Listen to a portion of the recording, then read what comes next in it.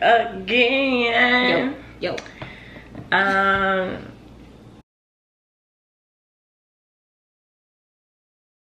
So we're gonna just get started with our next couple of questions. Yeah.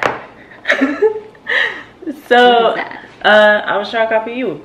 Oh, I didn't do that. Oh, I thought that's what you did. Did your parents show affection in the household, and did your view of their love, how did it affect how you view love today? That's a good ass question, Wesley. Yeah, I had time. You had time, baby girl. I had time. First question, what was it? Read it again. Sorry. Did your parents show affection in the household? No. And how did your view of their love affect your view of love today? My view of love today, I need a lot of affection. I need somebody to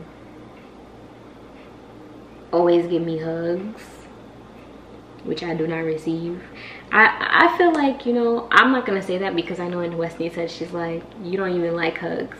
Because I'm not thinking that right now. I was never really given hugs by my parents. So it was just like, oh yeah, when we hug, it's kind of awkward. Yeah, it doesn't feel like okay, I love you kind of hug. We gotta do this. Yeah.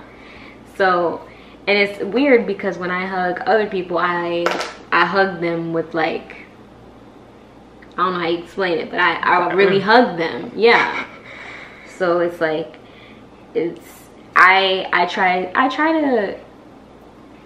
I want to be different when I guess I show love from what I was shown, because we weren't really shown love in the household. Like, we saw our parents kiss very rarely. Like, very rare. Very rare we saw our parents do romantic things for each other. Very rare. So it's like, we, in our mind, I feel like, personally, I have a fairy tale of what love is in my mind. And it's bad because there is no fairy tale out here. It's real. Like, you have to, I had to put the chapstick down. You have to understand another person because they were brought up different from you. So you guys have to come together and bring both of y'all beliefs together. And it kind of becomes difficult because you have all this like built up things that you've dealt with, and they might not have dealt with that, and they have to deal with you. And like, now I'm not gonna say fix you, but basically they have to kind of work with you. If they really want to be with you, they have to work with you to help you like understand the kind of love that they need, and they need to understand the kind of love that you need. And that's why they say relationships take a lot of work, because you literally are coming from two different sides of love and what you've been shown, and it's just a lot of work. And yeah, we could write a book, you know what I'm saying, about how Haitians treat their kids and how it affect them in the end. I have to pee, so go ahead, talk. Ooh, nasty. So, did my parents show affection in the household? Like she said, no, they didn't really show it in the household, but I can kind of understand why they didn't. They kind of did not want to put an impression of, I guess, love or romance on us too early. So I can understand why they didn't do that. But I kind of feel like watching their relationship kind of helped me to see like how communication is very important in a relationship. Amen. And I feel like when it came to communication, they just did not see eye to eye at all, and there was like kind of like no common ground between them.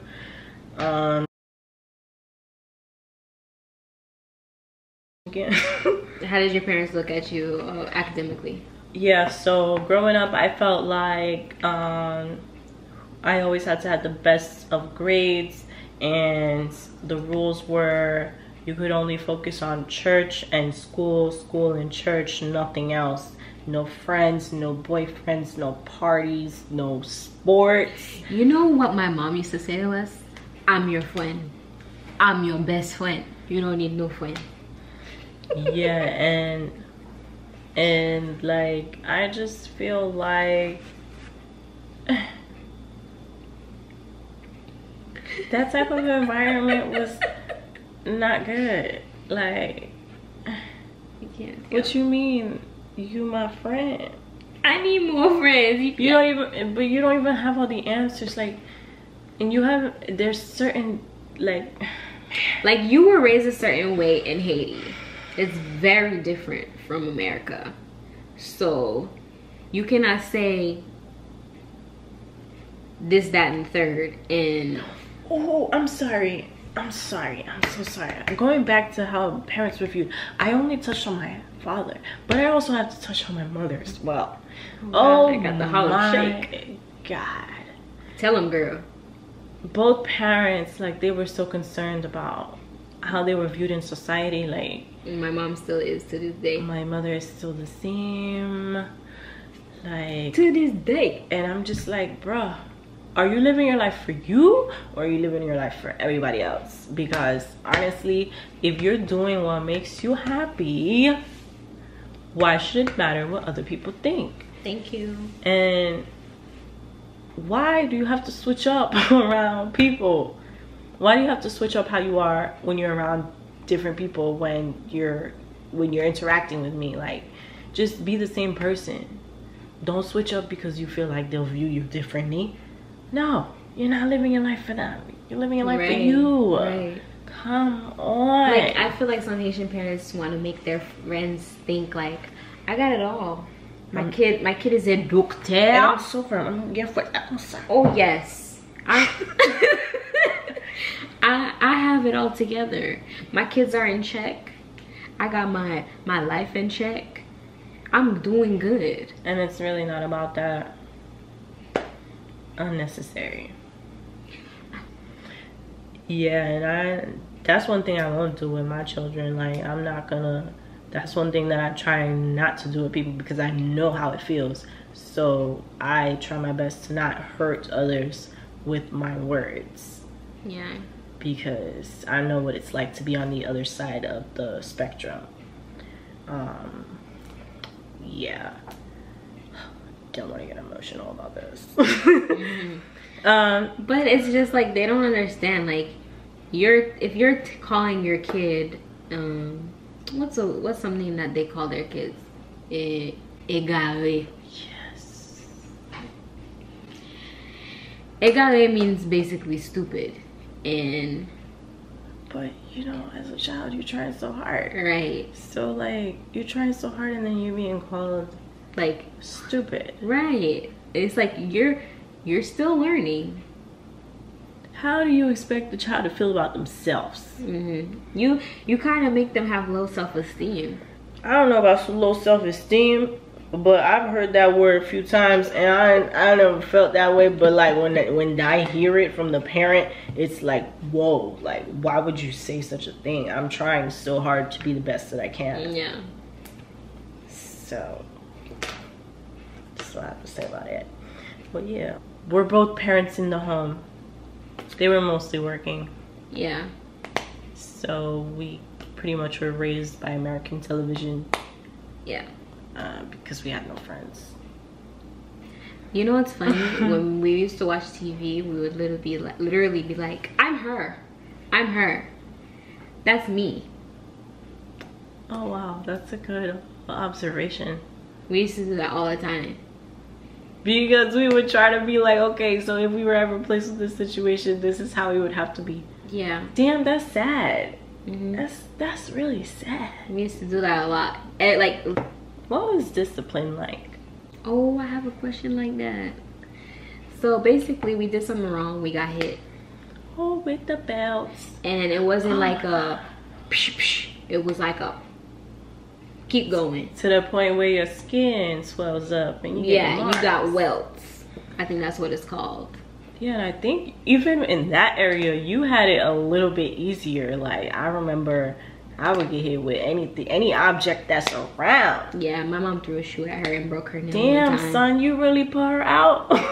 I wasn't even gonna say which parent, but well, yeah, there you go.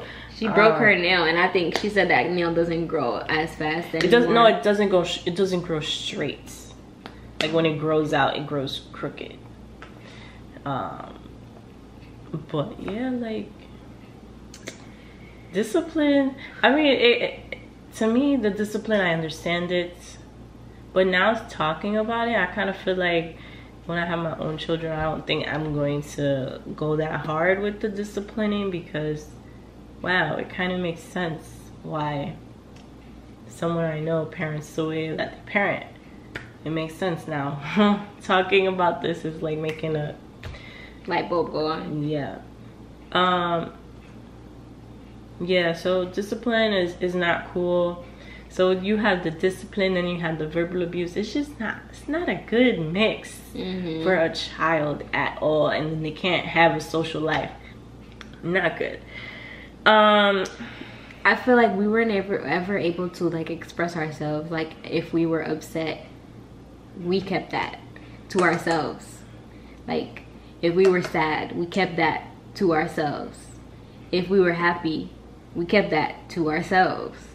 That's so true. Like we didn't really show emotion in the household. Yeah. We were just like, okay, we got good grades. Okay, good job. That's what's expected. Yeah, like good job. So what? All right, keep it moving, keep it pushing. Keep it up. Yeah. So that's that. Wait. I had a question. Wait. Do you think that was the best way to handle discipline? No, I just told you I'm not gonna do that to my kids, because I'll probably rough them up a little bit just because of that little aggressive side of me, but I don't think I'll go as hard as my parents did, because it's just a recipe for disaster. I feel do it again. So that's it for our video. We hope you enjoyed all the content we had for you, and we hope that you were able to relate to some of the things that we spoke about in our videos, whether it was part 1, 2, etc. And we kind of use this as a way to kind of reflect on our upbringing and to see like what happened that we might have, like, you know, kind of brushed past or swept under the rug. So yeah, if you guys can relate to it, or if you felt the same way growing up with your Haitian parents or non-Haitian parents, comment down below. Let us know how your experience was, because you know we do need that community, since there's not much of a community out there discussing some of the things that we have gone through and how it's still affecting us to this day.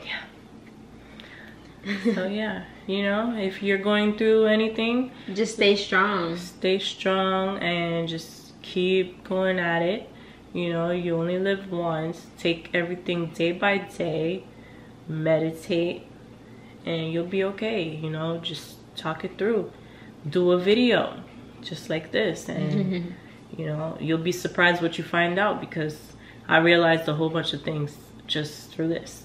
So yeah, thank you guys so much for watching, and don't forget to give this video a thumbs up. Share with all your Haitian friends.